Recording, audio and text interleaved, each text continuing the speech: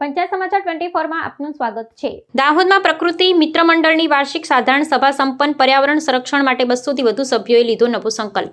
પર્યાવરણ સંરક્ષણ ક્ષેત્રે છેલ્લા 42 વર્ષથી અવિરત કાર્યરત દાહોદની અગ્રણી સંસ્થા પ્રકૃતિ મિત્ર મંડળની વર્ષ 2026 માટેની વાર્ષિક સાધારણ સભા અજય દેસાઈ પ્રકૃતિ ભવન ખાતે અત્યંત ઉત્સાહપૂર્વક સંપન્ન થઈ। આ બેઠકમાં 200થી વધુ પર્યાવરણ પ્રેમી સભ્યોએ ઉપસ્થિત રહી પ્રકૃતિની જાળવણી માટેની પોતાની કટિબદ્ધતા દોહરાવી હતી। રાષ્ટ્રગીત અને પ્રાર્થના સાથે શરૂ થયેલી આ સભામાં સંસ્થાના મંત્રી દ્વારા વર્ષ 2025-26નો વિસ્તૃત અહેવાલ રજૂ કરવામાં આવ્યો હતો, જેમાં ગત વર્ષે હાથ ધરાયેલી 50થી વધુ વિવિધ પર્યાવરણલક્ષી અને સામાજિક પ્રવૃત્તિઓની માહિતી પૂરી પાડવામાં આવી। આ બેઠકમાં દરમિયાન મેનેજિંગ ટ્રસ્ટી શ્રી અજયભાઈ દેસાઈ અને ટ્રસ્ટી મંડળની સહમતિથી આગામી વર્ષ માટે નવા પ્રમુખ, ઉપપ્રમુખ, મંત્રી અને સહમંત્રીઓની સત્તાવાર નિમણૂક કરવામાં આવી હતી, જેને ટ્રસ્ટી નાદિરભાઈ કપૂરે બહાલી આપી હતી। બેઠકમાં વૃક્ષારોપણ committee, student nature club, ladies forum, rescue team, બ્રડર ગ્રુપ અને મીડિયા ગ્રુપ સહિતના વિવિધ સમિતિઓના કન્વીનરોએ પોતાના વાર્ષિક કાર્યની રૂપરેખા રજૂ કરી હતી।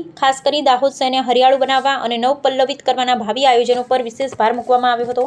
આ સાથે જ ખજાનચી ધનેશભાઈ પંચાલે સંસ્થાનો ઓડિટેડ નાણાકીય અહેવાલો રજૂ કરી પારદર્શક વહીવટનો ચિતાર આપ્યો હતો। સંસ્થાના વિસ્તરણના ભાગરૂપે પ્રકૃતિ ભવન ખાતે નવા મીટિંગ હોલના નિર્માણનો પ્રસ્તાવ રજૂ કરવામાં આવ્યો હતો, જેને ઉપસ્થિત સભ્યોએ ઉમળકાભેર વધાવી લીધો હતો। આ નવતર પહેલને આર્થિક સમર્થન આપતા ડૉક્ટર સી.કે. મોદી દ્વારા બાંધકામ માટે સ્થળ પર જ ₹51,000ના અનુદાનની જાહેરાત કરવામાં આવી હતી।